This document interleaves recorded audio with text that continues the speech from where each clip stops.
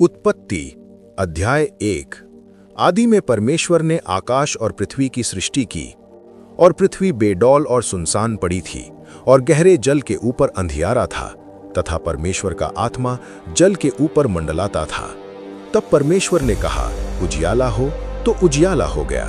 और परमेश्वर ने उजियाले को देखा कि अच्छा है, और परमेश्वर ने उजियाले को अंधियारे से अलग किया। और परमेश्वर ने उजियाले को दिन और अंधियारे को रात कहा, तथा सांझ हुई, फिर भोर हुआ। इस प्रकार पहला दिन हो गया। फिर परमेश्वर ने कहा, जल के बीच एक ऐसा अंतर हो कि जल दो भाग हो जाए। तब परमेश्वर ने एक अंतर करके उसके नीचे के जल और उसके ऊपर के जल को अलग अलग किया, और वैसा ही हो गया। और परमेश्वर ने उस अंतर को आकाश कहा, तथा सांझ हुई, फिर भोर हुआ। इस प्रकार दूसरा दिन हो गया। फिर परमेश्वर ने कहा, आकाश के नीचे का जल एक स्थान में इकट्ठा हो जाए और सूखी भूमि दिखाई दे, और वैसा ही हो गया। और परमेश्वर ने सूखी भूमि को पृथ्वी कहा, तथा जो जल इकट्ठा हुआ उसको उसने समुद्र कहा। और परमेश्वर ने देखा कि अच्छा है। फिर परमेश्वर ने कहा, पृथ्वी से हरी घास तथा बीज वाले छोटे छोटे पेड़ और फलदायी वृक्ष भी, जिनके बीज उन्हीं में एक एक की जाति के अनुसार होते हैं, पृथ्वी पर उगे, और वैसा ही हो गया। तो पृथ्वी से हरी घास और छोटे छोटे पेड़, जिनमें अपनी अपनी जाति के अनुसार बीज होता है, और फलदायी वृक्ष, जिनके बीज एक एक की जाति के अनुसार उन्हीं में होते हैं, उगे। और परमेश्वर ने देखा कि अच्छा है। तथा सांझ हुई, फिर भोर हुआ। इस प्रकार चौथा दिन हो गया। फिर परमेश्वर ने कहा, दिन को रात से अलग करने के लिए आकाश के अंतर में ज्योतियां हों, और वे चिन्हों और नियत समयों और दिनों और वर्षों के कारण हों। और वे ज्योतियां आकाश के अंतर में पृथ्वी पर प्रकाश देने वाली भी ठहरे, और वैसा ही हो गया।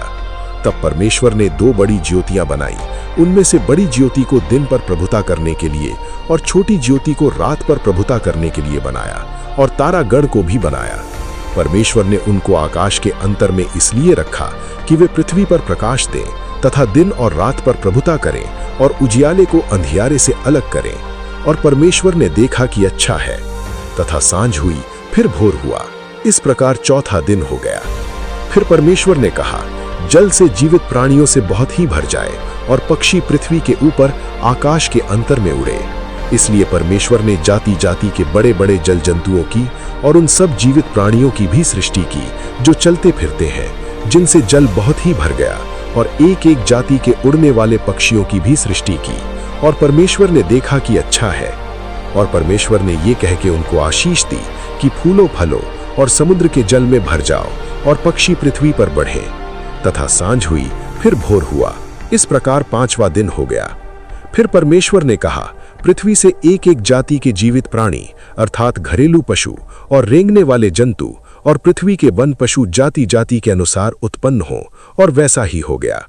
सो परमेश्वर ने पृथ्वी के जाति जाति के वन पशुओं को, और जाति जाति के घरेलू पशुओं को, और जाति जाति के भूमि पर सब रेंगने वाले जंतुओं को बनाया। और परमेश्वर ने देखा कि अच्छा है। फिर परमेश्वर ने कहा, हम मनुष्य को अपने स्वरूप के अनुसार अपनी समानता में बनाएं, और वे समुद्र की मछलियों और आकाश के पक्षियों और घरेलू पशुओं और सारी पृथ्वी पर और सब रेंगने वाले जंतुओं पर अधिकार रखें। तब परमेश्वर ने मनुष्य को अपने स्वरूप के अनुसार उत्पन्न किया। अपने ही स्वरूप में परमेश्वर ने उसको उत्पन्न किया, नर और नारी करके उसने मनुष्यों की सृष्टि की। और परमेश्वर ने उनको आशीष दी, और उनसे कहा, फूलो फलो, और पृथ्वी में भर जाओ, और उसको अपने वश में कर लो, और समुद्र की मछलियों तथा आकाश के पक्षियों और पृथ्वी पर रेंगने वाले सब जंतुओं पर अधिकार रखो। फिर परमेश्वर ने उनसे कहा, सुनो, जितने बीज वाले छोटे छोटे पेड़ सारी पृथ्वी के ऊपर हैं, और जितने वृक्षों में बीज वाले फल होते हैं, वे सब मैंने तुमको दिए हैं, वे तुम्हारे भोजन के लिए हैं। और जितने पृथ्वी के पशु और आकाश के पक्षी और पृथ्वी पर रेंगने वाले जंतु हैं, जिनमें जीवन के प्राण हैं, उन सब के खाने के लिए मैंने सब हरे हरे छोटे पेड़ दिए हैं। और वैसा ही हो गया। तब परमेश्वर ने जो कुछ बनाया था सबको देखा, तो क्या देखा कि वह बहुत ही अच्छा है। तथा सांझ हुई, फिर भोर हुआ। इस प्रकार छठवां दिन हो गया।